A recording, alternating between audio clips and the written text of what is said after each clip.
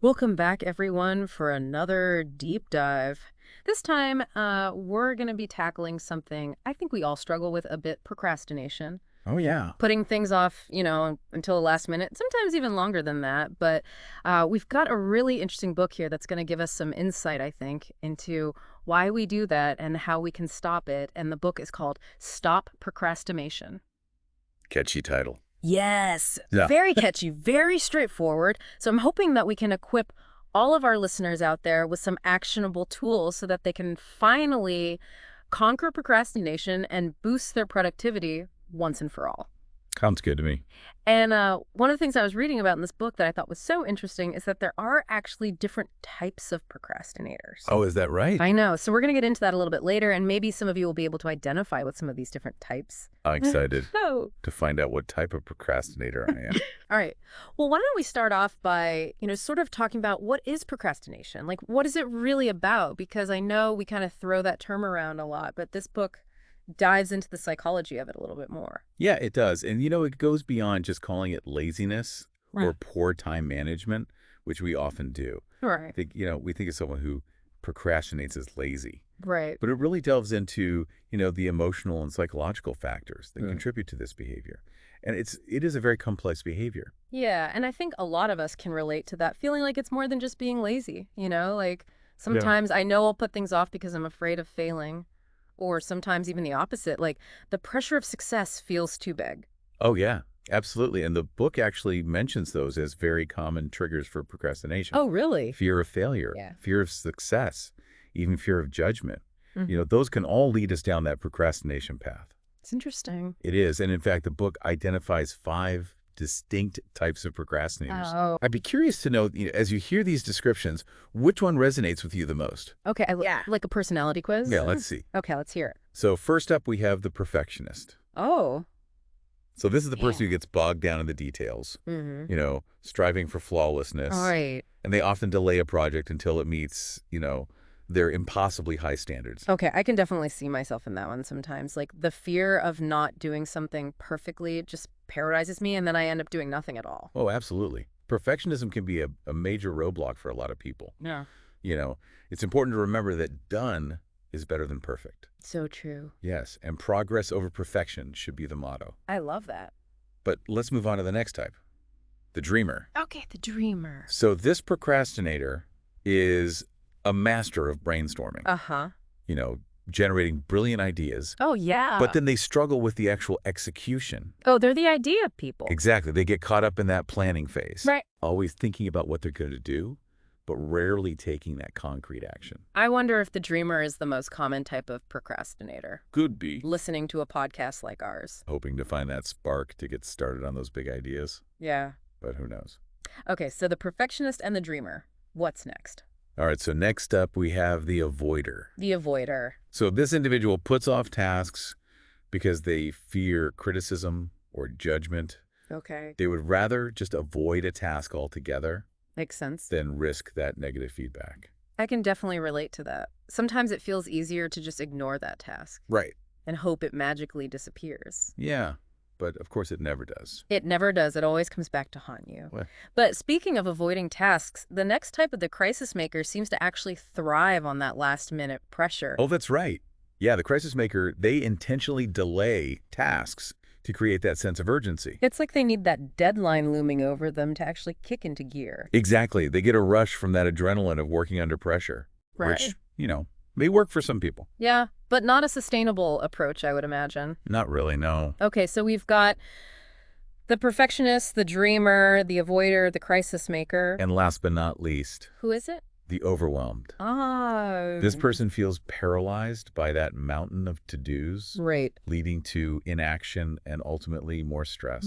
It's like a vicious cycle. It is. They get stuck in that cycle of overwhelm. Yeah. That can be difficult to break free from. So, okay, let me just recap here. We've got the perfectionist always striving for flawlessness, the dreamer lost in their world of ideas, the avoider dodging discomfort at all costs, the crisis maker thriving on last-minute pressure, and the overwhelmed paralyzed by the sheer volume of tasks. Exactly. A whole spectrum of procrastination personality. I know, it's fascinating. It really is. And it makes you realize that procrastination isn't this one-size-fits-all thing. Right. It's driven by all these different fears and motivations. Anxieties. Yeah. Absolutely. And understanding your personal procrastination style is really like the first step to overcoming it. I completely agree. Hmm. So now that we've identified these different types, let's shift gears a little bit Okay. and talk about the consequences of procrastination. Okay. Because it's not just about missing deadlines. Hmm.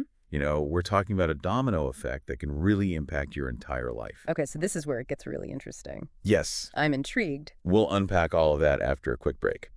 And we are back. And before the break, we were talking about those different procrastinator personalities. I feel like I'm a mix of a few of them. Yeah, me too. It's interesting to think about, right? Like, where do you fall on that spectrum? Totally. But we don't want to just leave it there, right? Yeah. It's not enough to just identify as, a dreamer or a perfectionist or whatever. We need to understand the impact it has on our lives. Right, exactly. Right. Because the consequences of procrastination can go far beyond just, missing a deadline or two. Right. We're talking about a ripple effect that can impact our well-being, our relationships, even our self-esteem. So this is where it gets really interesting. And the book talks about how procrastination can actually fuel this cycle of stress and negativity, Yeah. which makes sense when you think about it, right? Like constantly putting things off, it just leads to this nagging sense of guilt and dread. Absolutely. Yeah. And that kind of chronic stress can really take a toll on both your mental and physical health. Right. It can lead to anxiety, sleep problems. It can even weaken your immune system. It's like this vicious cycle. You procrastinate because you're feeling stressed or overwhelmed, but then the act of procrastinating just adds to those feelings. Exactly. And it's hard to break free from. And the book also highlights how procrastination can damage our relationships. Oh, for sure. I can totally relate to that. I remember this one time I promised a friend that I would help with a website redesign for their business. Uh-huh. And it was something I was totally capable of doing, but I just kept putting it off, telling myself, oh yeah, I'll get to it later. Oh, yeah. We've all been there. And eventually I just had to admit that I couldn't commit, and it definitely put a strain on our friendship. Yeah. Happens. I felt terrible for letting them down, and it really did a number on my self-esteem too. That's a perfect example of how procrastination isn't just an individual struggle. It can affect the people around us Yeah. and damage the trust that we've built in those relationships. Really? And the impact on your self-esteem is huge. Yeah. Like you said, when we consistently fail to follow through on commitments, even small ones, Right. it can really erode our sense of self-worth and make us question our ability to achieve our goals. So what can we actually do about this? I mean, recognizing the problem and its impact is important, but I feel like this deep dive wouldn't be very helpful if we just left everyone feeling bad about their procrastination habits. Right? Thankfully, this book doesn't just stop at diagnosis. It offers a toolkit of strategies for taking action. And it lays out what it calls a three-pronged approach for overcoming procrastination. So we're talking about psychological strategies, behavioral hacks, and organizational techniques. It's about adopting this multifaceted approach that addresses the root causes of procrastination and then, equips you with the tools to actually make a lasting change. Let's break it down, starting with the psychological strategies. Okay. What is the key to conquering procrastination from a mental standpoint?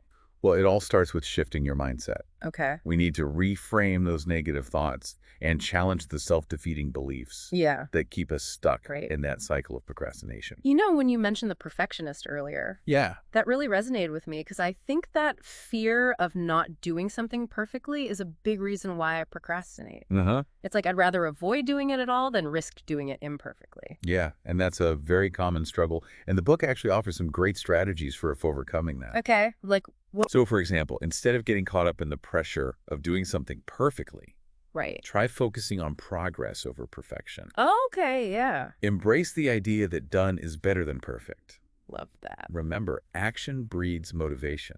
So true. And taking that first step, however imperfect it may be, can really create momentum and build your confidence. Okay. That makes a lot of sense. It's like taking the pressure off and focusing on the process Yeah. rather than striving for this like unattainable ideal. Exactly. Another strategy the book mentions is breaking down large tasks into smaller, more manageable chunks. Oh, yeah, that's a good one. Which makes total sense, right? It makes the task feel less daunting and helps you overcome that initial resistance that we often feel when we're faced with a big project. Absolutely. And Yeah. instead of telling yourself, oh, I'll never finish this, Right. try reframing it as, I can accomplish this one step at a time. I like that. Small shifts in language can have a big impact That's good. on your motivation and help you stay on track. So we've got these mental strategies, right? Yeah. But what about those moments when we need a little extra nudge to get going? Like, what are some of the behavioral hacks that this book talks about? I'm curious to hear some practical tips for actually doing the things we've been putting off. Well, one of my favorites is the 2-minute rule. Oh, yeah, I've heard of this one. Have you? Yeah. Okay, so basically, if a task takes less than 2 minutes to complete, Uh-huh. do it immediately. Oh, I love that. It's like, why even waste time stressing over something that you can just knock out in 2 minutes? Exactly. It's about removing those tiny barriers to action and building momentum. Okay, that's good. Another powerful strategy is to create artificial deadlines. Oh, So even if a task doesn't have a hard deadline, right. give yourself one. Okay. It creates a sense of urgency Right. and helps you stay focused and on track. That's a great tip. I know for me, having a deadline, even if it's self-imposed, it makes a huge difference. Yeah. And speaking of motivation, don't forget to reward yourself Oh, yeah. for your accomplishment. You love a good reward. Absolutely. Yeah. So if you manage to tackle a task that you've been putting off, treat yourself to something you enjoy. Yes. It could be, a small indulgence, a relaxing activity, or simply taking a break Huh? to acknowledge your accomplishment. I like that. Positive reinforcement goes a long way.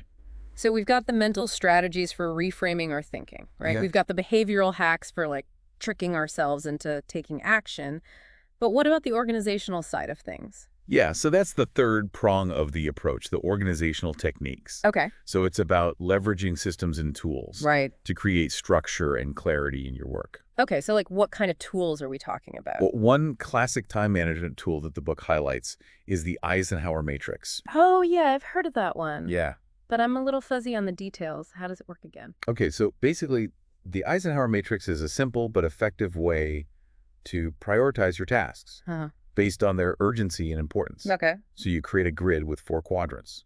Urgent and important, important but not urgent, urgent but not important, and then neither urgent nor important. Got it. So by categorizing your tasks into these quadrants, Yeah. you can determine which tasks deserve your immediate attention, which ones can be scheduled for later, which ones can be delegated, and which ones can be eliminated altogether. So it's about making conscious decisions about where to focus your time and energy, right? Exactly, rather than just reacting to whatever seems most pressing Right.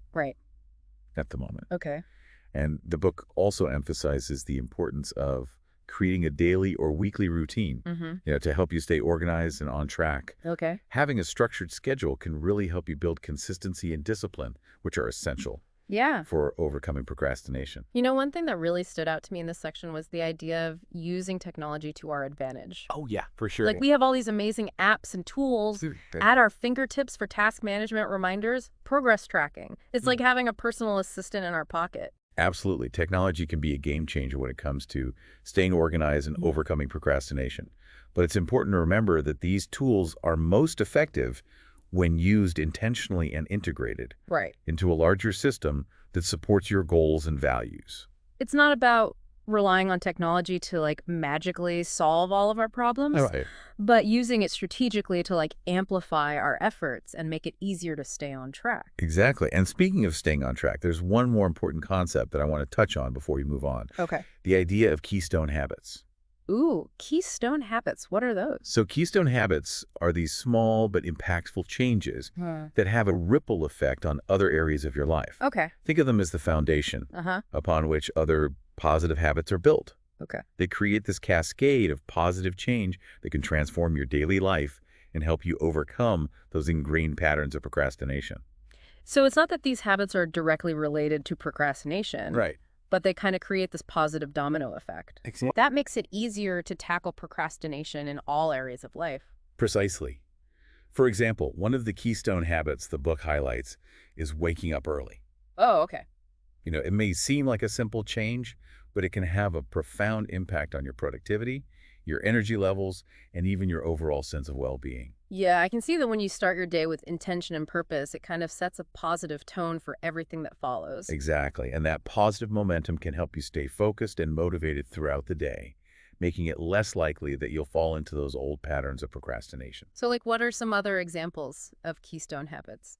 So other examples might include, exercising regularly, making time for mindfulness or meditation, or simply prioritizing a healthy breakfast each morning. It's amazing to think how these seemingly small changes can have such a big impact on our overall well-being I and know. even our ability to overcome procrastination. But building new habits, even small ones, takes time and effort. It does. And the book emphasizes the importance of being patient with ourselves and celebrating those small wins along the way. Absolutely. Yeah. One of the most important messages in the book is this idea of self-compassion. Oh, yeah. It's about treating yourself with kindness and understanding, recognizing that you're on a journey Hmm. and that setbacks are a natural part of the process. Right. We're all human. We're all going to have moments of weakness days when we give in to procrastination's siren song. Of course. But the key is to not let those moments define us. Exactly. It's about acknowledging the slip-up, learning from it, and then getting back on track with renewed determination. I love that. And, sometimes procrastination can actually signal deeper emotional issues that may require professional support. Oh, that's a good point. Things like anxiety, perfectionism, fear of failure can create significant roadblocks on Yeah. the path to productivity. So it's important to recognize that sometimes it might be more than just, needing a productivity hack. It Absolutely. might be something deeper. All right, and if you're struggling with procrastination and it feels overwhelming, Yeah. don't hesitate to reach out for professional help. That's so It is important. a therapist can provide guidance and support as you work to understand and address those underlying emotional barriers. So true seeking professional help is a sign of strength, not weakness. Absolutely. And it can be a really powerful step towards creating a life of greater productivity and well-being. I agree. And, regardless of whether you're navigating those deeper emotional challenges or simply looking for practical strategies to overcome everyday procrastination, Right. this book offers valuable insights and tools for every step of the journey. It does. And I think we've given our listeners a lot to think about and digest in this deep dive. Yeah. We've explored the different types of procrastinators, unpacked the far-reaching consequences of this sneaky habit, and delved into a treasure trove of psychological strategies, behavioral hacks, and organizational techniques. Yeah. And we've emphasized the importance of cultivating those keystone habits, Yeah. practicing self-compassion, and seeking professional help when needed. But before we wrap things up, I want to circle back to a question we posed earlier in our deep dive. Okay. If you could eliminate procrastination from just one area of your life, Uh-huh. which area would have the biggest positive impact? I hope you've had a chance to reflect on that question because now we're going to take it a step further and talk about how to actually implement these strategies Yes. and make lasting changes. We'll explore all of that in the final part of our deep dive, so stay tuned. All right, welcome back to the final part of our deep dive into conquering procrastination.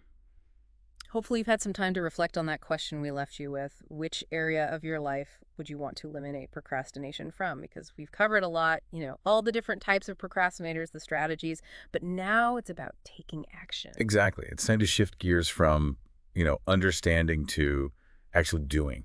So how do we turn all these insights from stop procrastination into real lasting change? Well, the book really emphasizes building sustainable habits, not just relying on quick fixes or, bursts of motivation. It's about creating systems and routines that support your goals, even when that initial excitement fades. So setting ourselves up for success, not just relying on willpower. Exactly. And one of the things that the book talks about is keystone habits.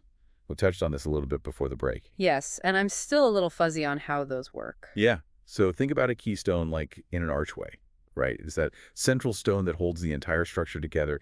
And keystone habits are kind of like that. They're small changes, but they have this ripple effect, and they strengthen other positive habits, and they just create this more solid foundation for your life.